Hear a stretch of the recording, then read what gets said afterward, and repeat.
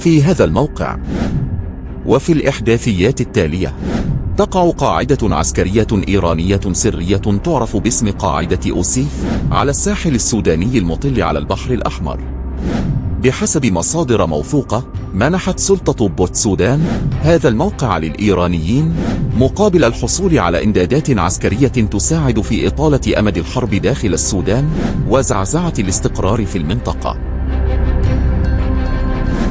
لكن هذه القاعدة ليست مجرد صفقة دعم، إنها بوابة لتمدد إيراني جديد يهدد استقرار البحر الأحمر ويكشف كيف يمكن للصراعات الداخلية أن تتحول إلى أدوات بيد أطراف خارجية.